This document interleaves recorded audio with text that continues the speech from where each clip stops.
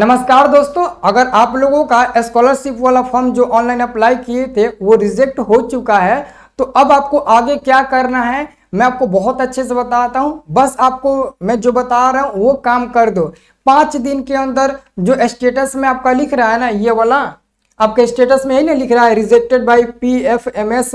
Reason में बताया जा रहा है कि इनेबल फॉर डीबीटी, मतलब कि आधार बैंक से सीसेड नहीं है, डीबीटी के लिए अवेलेबल नहीं है, यही रीजन लिख रहा है और आपका रिजेक्ट हो चुका है। तो काफी लड़के रो रहे हैं, टेंशन में आ चुके हैं, बहुत परेशान है। तो भैया आपका पेमेंट वाला किसी का बाप नहीं रोक सकता है, तो काहे इतना टेंशन में है? अरे मैं हूं ना, मैं तरीका बता रहा हूं ना, वो तरीका करो। 5 दिन के अंदर अगर ये नहीं हटा ना आपके पोर्टल से, मेरा नाम बदल देना, लेकिन जैसे मैं कहूंगा वैसे करना होगा। तो लाइक कर दो वीडियो को और चैनल को सब्सक्राइब भी कर लीजिए, ठीक है। आइए दोस्तों हम बताते हैं। सबसे पहले दोस्तों इसमें हम आपको सारा ये बताएंगे, जितना भी मैंने लिख रखा है ना सब बताएंगे। जिसका फॉर्म रिजेक्ट हो गया है अब वो क्या करे, बस ये काम कर देना, डीबीटी इनेबल हो जाएगा, उसके बाद आपका भी पैसा आ जाएगा। बस ये काम कर देना, डीबीटी इनेबल हो जाएगा, ठीक है ना। बस आपको यही काम कर देना है ना। कितना दिन में आधार सीसेड हो जाएगा, सारा मतलब कि जो भी इसमें आपका प्रॉब्लम है सारा मैं प्रॉब्लम आपको बताने वाला हूं। तो आप लोगों ने देख ही लिया दोस्तों कि जब रिजेक्ट हुआ है तो यही आपको दिखा रहा होगा, है ना, यही दिखा रहा होगा कि ये रिजेक्ट हुआ है, ये रीजन आपको बता रहा होगा। तो इस समय आपको क्या करना है पहले ये देखिएगा। देखिए इसका मतलब क्या होता है, इसका मतलब यही होता है कि आपका आधार जो बैंक से सीसेड नहीं है ना। लेकिन कुछ लोगों का कहना कि सर मेरा सीसेड है फिर भी रिजेक्ट हो चुका है, उसका भी रीजन मैं ही बताऊंगा कि सीसेड होने के बाद, डीबीटी के लिए अवेलेबल होने के बाद भी रिजेक्ट हो चुका है, तो अब मैं क्या करूं। तो चिंता मत करो, मैं बता रहा हूं, ठीक है ना। तो इस स्थिति में आपको क्या करना है, तो सबसे पहला आपको काम करना है, अपना आधार कार्ड और बैंक पासबुक लेकर शाखा में जाए। यानी कि आधार कार्ड और बैंक पासबुक लेकर आप अपने बैंक में जाइएगा। बैंक में जाकर कहें मेरा खाता डीबीटी के लिए आधार से सीड करना है, मतलब कि सीसीड कराना है डीबीटी के लिए। तो वो कर्मचारी क्या करेंगे, बैंक कर्मचारी आपका आधार नंबर डालकर बायोमेट्रिक वेरिफिकेशन करेंगे, फिंगरप्रिंट से बायोमेट्रिक वेरिफिकेशन करेंगे, ठीक है। और वेरिफिकेशन जैसे ही करेंगे तो 2-3 दिन में आपका खाता डीबीटी के लिए एक्टिव हो जाएगा। तो अब दोस्तों ये पहले मतलब कि आप समझिए कि अगर मैं ये काम करता हूं, बैंक में जाता हूं आपको, और ये तो बात पक्की है कि बैंक में जा रहे हैं तो साला कर्मचारी बहुत घमंडी है, बात सुन नहीं रहा है, बोल रहा है कि 18 के बाद आना, 20 के बाद आना, ये आना वो आना, बहुत नौटंकी कर रहा है ना। तो कैसे भी भैया उसे मनाओ, मना कैसे भी जुगाड़ लगाओ और ये काम कराओ, ठीक है। अब दोस्तों अगर आप जाते हो, बायोमेट्रिक आपका हो जाता है वेरिफिकेशन, तो 2-3 दिन में आपका डीबीटी के लिए एनेबल हो जाएगा। लेकिन अब आप कैसे चेक करेंगे कि सर हमारा खाता जो है, हमारा आधार वो बैंक से सीसेड है कि नहीं है, डीबीटी के लिए इनेबल है कि नहीं है। बस यही जांच करना है कि डीबीटी के लिए इनेबल है कि नहीं है। अब ये कैसे जांच करेंगे, या फिर अगर मान लेते हैं कि आपको पता ही नहीं है कि मेरा सीसेड है कि नहीं है, मैं कैसे जांच करूं कि मेरा इनेबल है कि नहीं है। तो दोस्तों आपको जांच करने का एक सबसे आसान तरीका बता रहा हूं। अभी तुरंत दोस्तों आधार मैप स्टेटस के थ्रू ना हम अपना दोस्तों जांच किया था। ये देखिए मेरा बैंक ऑफ इंडिया है और यहाँ पर मैपिंग स्टेटस में लिख रहा है इनेबल फॉर डीबीटी, यानी कि मेरा जो अकाउंट है वो डीबीटी के लिए अवेलेबल है, मेरे को कुछ नहीं करना पड़ेगा। तो ये दोस्तों आप कैसे चेक करेंगे कि आपका डीबीटी के लिए इनेबल है कि नहीं है। तो अभी एक वीडियो दिखा रहे हैं, इस वीडियो को पहले ध्यान से देखिए। जैसे यहां पर इस वीडियो में बता रहे हैं वैसे आप पहले एक बार चेक करिए कि आपका इनेबल है कि नहीं है डीबीटी के लिए।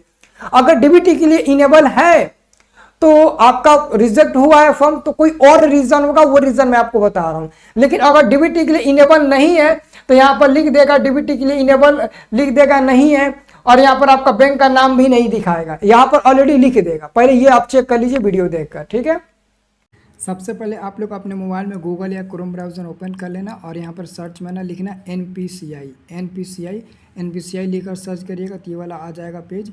NPCI मतलब national payment corporation of India, इस पर आप लोग क्लिक करना। जैसे इस पर क्लिक करिएगा तो ये वाला पेज ओपन होगा। यहाँ पर दोस्तों कस्टमर और प्लस का आइकन होगा, उस पर क्लिक करना है यार। यहाँ पर लिखा गया होगा नीचे सबसे भारत आधार सीडिंग इनेबल, इस पर क्लिक कर देना। जैसे इस पर क्लिक करिएगा तो ये पेज ओपन हो जाएगा। अब देखिए यहाँ पर लिखा आधार मैप स्टेटस है ना।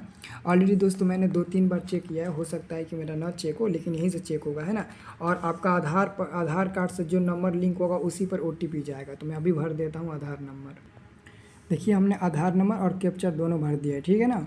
ऑलरेडी दोस्तों हमको लगता नहीं है कि बताएगा, क्योंकि मैंने बहुत ज़्यादा बार चेक किया है, ठीक है ना। कई सारा मैंने वीडियो बनाया है ना, तो चेक किया है। तो इस पर क्लिक करिएगा ना, तो देखिए अभी चेक होने लगा, ठीक है ना। अभी नहीं हो रहा था, तो हमारे दूसरे नंबर पर OTP आया होगा। इधर देखिए OTP आया होगा 789839, 789839, यही है ना। हाँ, तो जैसा हम लोग ये डालकर हम लोग क्लिक करेंगे तो देखिए यहाँ पर हमारा बता दिया ना आधार मैप में इनेबल फॉर DBT, तो इनेबल है मेरा, कोई दिक्कत नहीं है।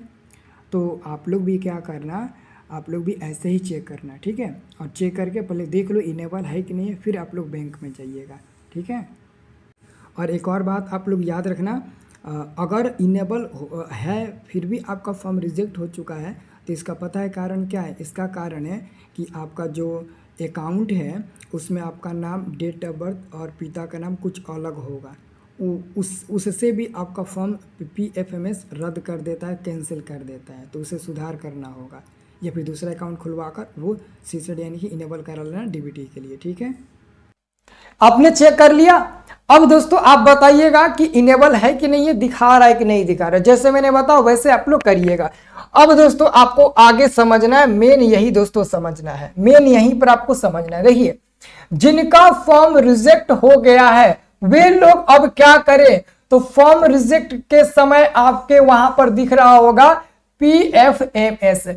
PFMS का मतलब क्या होता है, पब्लिक फाइनेंशियल मैनेजमेंट सिस्टम। ये एक सरकारी दोस्तों, ये एक सरकारी मतलब कि गवर्नमेंट, ये मतलब कि प्लेटफॉर्म है, ये एक सरकारी प्लेटफॉर्म है।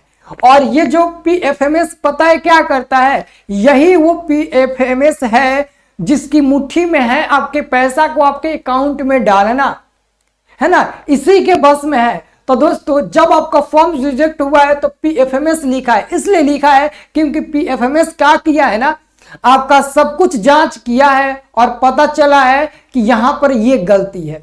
यानी कि दोस्तों ये जो आपका PFMS है ना, ये किससे रिलेटेड होता है, तो ये रिलेटेड होता है NPCI से रिलेटेड होता है। ये किससे रिलेटेड होता है, NPI से। यानी कि PFMS हर आवेदन को NPCI मैपर से वेरीफाई करता है, और NPI का मतलब होता है national payment corporation of India. यानी कि PFMS हर आवेदन को, यानी कि जो आप आवेदन किए हैं वो किसके पास किए हैं, PFMS के पास आप आवेदन किए हैं। तो वो PFMS क्या करता है, जब आप आवेदन कर देते हो ना, तो वो क्या करता है, वो मदद लेता है NPCI का।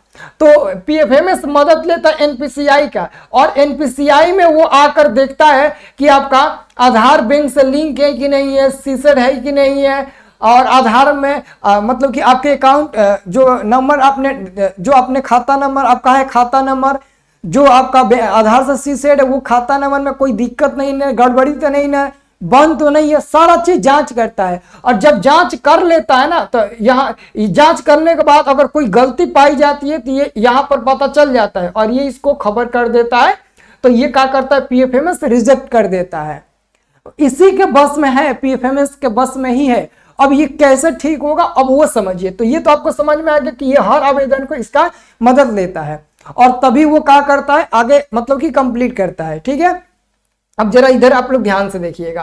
तो फॉर्म रिजेक्ट हो गया, ये आपका लिखा है, तो पब्लिक फाइनेंशियल मैनेजमेंट। अब दोस्तों इस सिचुएशन में आपको क्या करना है, तो सबसे पहले आप बैंक जाइएगा, और जैसे मैंने यहां पर बताया वही आपको काम करना है बैंक जाकर। और जैसे आप ये काम आप कर दीजिएगा, बायोमेट्रिक वेरिफिकेशन आपका हो जाएगा, तो 2 से 3 दिन के बाद जो अभी मैंने वीडियो दिखाया था उसी वीडियो के माध्यम से आपको जाकर वहां पर चेक करना है। तो अगर वहां पर इनेबल 2-3 दिन में लिख देता है तो ऑटोमेटिक जो आपका फॉर्म रिजेक्ट हुआ था वो ऑटोमेटिक वेरीफाइड हो जाएगा, वहां पर लिख देगा आधार वेरीफाइड।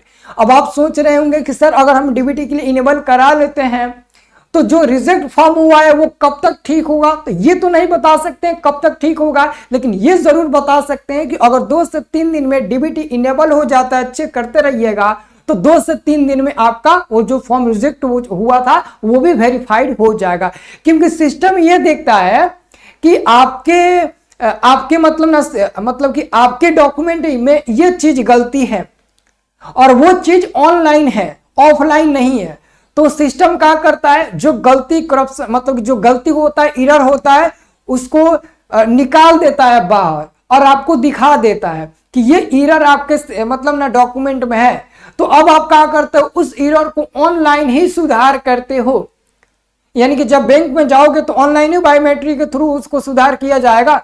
तो जब वो सुधार करेगा तो ऑनलाइन ही वो सुधार हो जाएगा और वो ऑटोमेटिक पीएफएमएस के पास चला जाएगा। तो पीएफएमएस क्या करेगा, देखेगा अरे इसका रिजेक्ट हुआ था लेकिन अब सही हो चुका है, तो वो फटाक से आपका अकाउंट वेरीफाइड कर देगा, आधार वेरीफाइड कर देगा, आगे पूरा प्रोसेस कंप्लीट कर देगा। तो मेन यही रीजन है ना। पहले आप ये चेक करो कि आपका डीबीटी इनेबल है कि नहीं है, अगर नहीं है तो बैंक में जाओ, बस इसके अलावा और कोई चांस नहीं हो सकता है।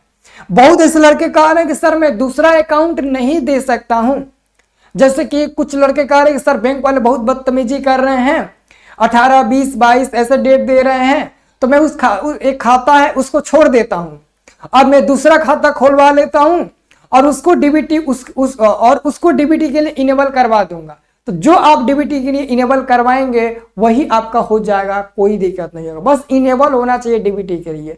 तो जैसे कि दोस्तों यहां पर मैंने दिखाया कि मेरा बैंक ऑफ इंडिया वाला जो है ना वो इनेबल है डीबीटी के लिए। मेरे पास और भी अकाउंट है, आईडीबीआई का अकाउंट है, बट वो इनेबल नहीं है, ये हमारा इनेबल है। मतलब कि मेरा जो भी पैसा अगर आने का होगा वो बैंक ऑफ इंडिया में ही आएगा, इसी में आएगा, दूसरे में नहीं आएगा। तो ऐसा आपको करना है, तो जल्दी से जाइए, पहले आप जैसे मैंने बोला वैसे वो चेक करिए आप लोग, ठीक है।